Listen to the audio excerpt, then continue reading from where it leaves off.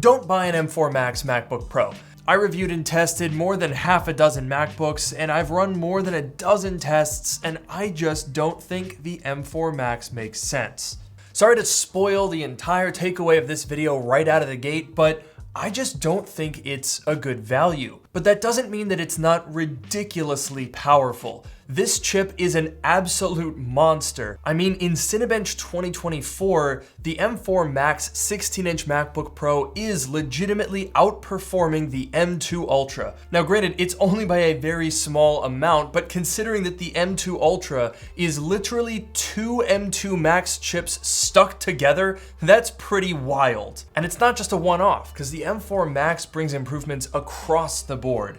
If we look at Cinebench in the GPU test, it's scoring 16,589, which is almost perfectly double that of the M4 Pro, meaning absolutely flawless scaling. And that holds true in real-life scenarios as well. For example, in Death Stranding, playing at 4K resolution on the highest settings, the 43 FPS of the M4 Pro is nearly doubled to 80 on the M4 Max. And incredibly, in Blender Classroom on the GPU test, where we already found that the M4 Pro was just 3 seconds behind the M2 Ultra, well, bring in the M4 Max and it's absolutely unreal. The M4 Max is twice as fast as the M2 Ultra with half the GPU cores.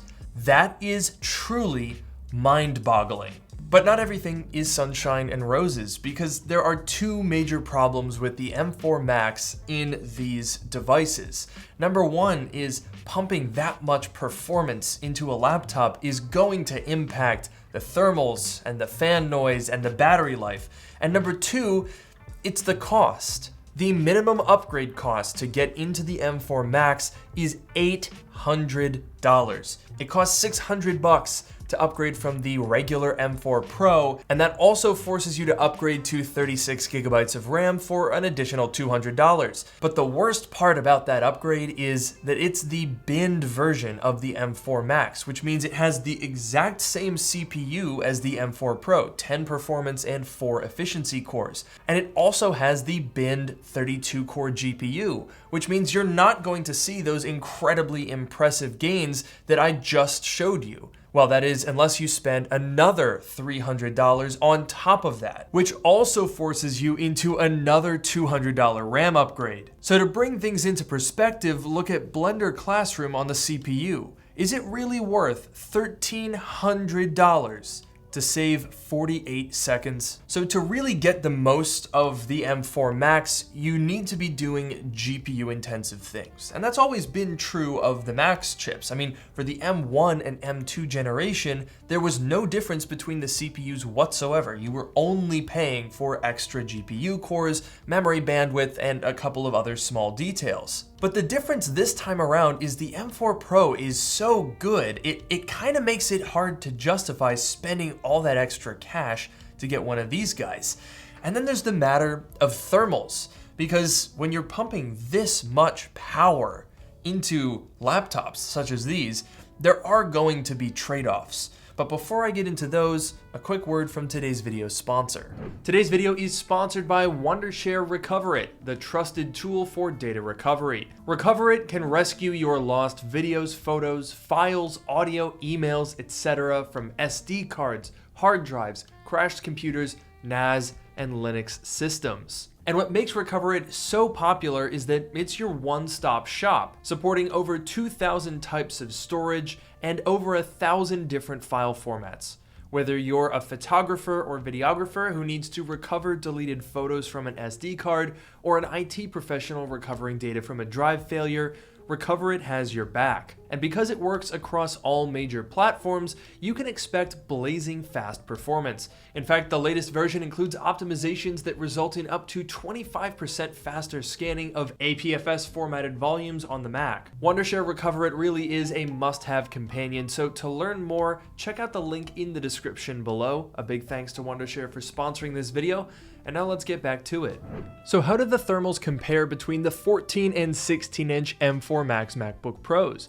Well, when maxing out the CPU, the first thing that you will notice is that the fans are definitely more audible on the 14-inch.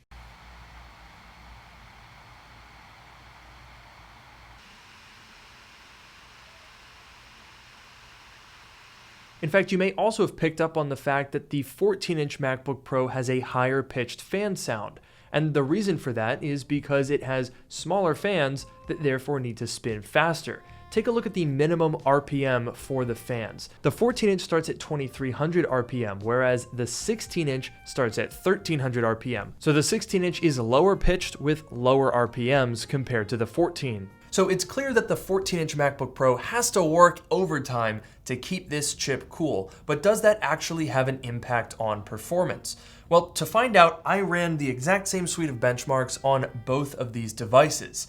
And the answer is, it depends. In the Blender Classroom GPU test, for example, we see that the 14 and 16-inch score exactly the same. And the same holds true in Death Stranding. Our average FPS at 4K resolution was exactly 78 for both of these machines. But in Tomb Raider, which is a Rosetta game, the 16-inch has an additional 6 FPS on average. Moving over to Cinebench 2024, while the 16-inch MacBook Pro outperforms the M2 Ultra, the 14-inch falls short, and the same is apparent in the Cinebench GPU test as well. Now, in both of these instances, the difference in performance is small, only a couple percentage points, but that is still something to be aware of, and you might be able to start noticing a pattern here. And that is any time that the system needs to run for a prolonged period, in the case of Cinebench, that's a 10-minute full load stress test, you're going to find that the 14-inch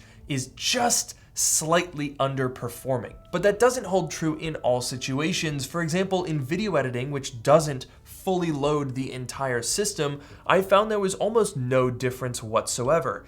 In the Final Cut Pro render, the 14-inch actually finished 1 second before the 16-inch, and in the export, it was the other way around. The 16-inch finished a couple of seconds before the 14. So to break the tie, I exported that same 30-minute 4K timeline in DaVinci Resolve, and it was an exact tie. Literally, like, to the second, it was a tie. Now, it is worth noting that during the video exporting tests, I did observe the same phenomenon as before, which is that the 14-inch fans were running more often and more audibly.